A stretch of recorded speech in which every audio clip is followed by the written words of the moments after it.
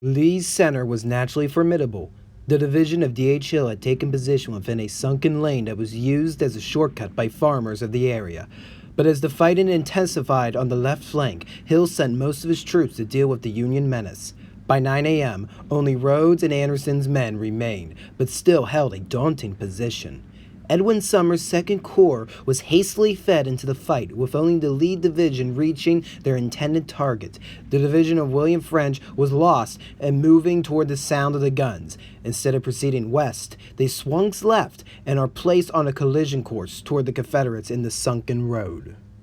A small hill peaked just above the road, concealing any Union advance part of the way, but as the crest of the hill would be wide open to be picked off by those defending the road. The fresh recruits of Max Webster's brigade were the first to appear. Facing them were Alabamians, including John B. Gordon, veterans of war. Gordon watched as the 5th Maryland marched in a neat line, wool coats still clean, battle flags unscathed. Gordon gave the order to fire, as did all in the sunken road. The brigade was ripped to shreds and quickly faltered to the rear. A 2nd and then a 3rd brigade hurried over the rise and marched directly toward the sunken lane. The firing was so frantic that the 60 rounds of each soldier in one regiment were all used up within minutes of entering the fight. The 132nd PA lost their colonel. Weber fell wounded.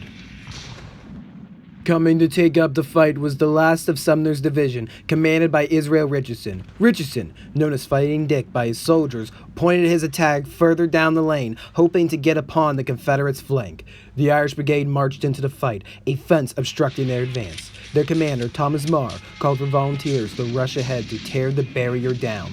Men like Samuel C. Wright, who had already suffered a wound earlier in the war, ran into the hail of bullets without any shelter and dismantled the fence. The Irish Brigade soon took some of the heaviest fire of the entire war. Over 60% of the brigade was cut down from the lane. However, their seemingly outdated smoothbores proved lethal at close range thanks to its buck and ball shot. Confederate casualties were beginning to fall in the lane. John Gordon would take 5 wounds while standing in the lane, only being removed when he was hit in the face. The Irish Brigade were at last relieved by brigades of Caldwell and Brooke. Men of the former's brigade were able to at last achieve flanking fire, cutting down into the lane. Artillery pounded the position. The bodies of North Carolinians and Alabamians started to pile up in the lane, thus forever getting the road infamy as Bloody Lane.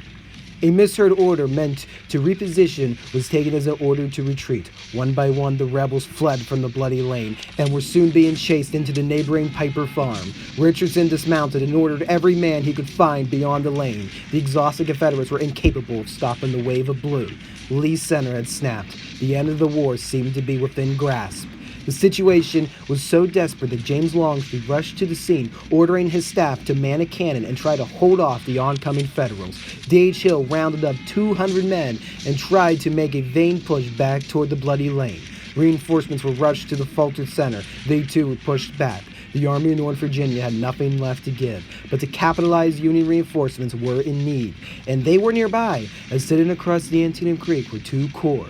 But before anything could go farther, Richardson was hit by an artillery fragment and carried off the field. Without any leadership at the Bloody Lane, McClellan decided it was too risky to press the assault and allowed the fighting to die out in the center. Over 5,000 were dead or wounded in and around the Bloody Lane. Some places corpses were piled 4 bodies deep. It said a stream of blood was running through the center of the lane. The Union, unable to capitalize on their success, would shift the battle south toward a bridge that would soon become iconic.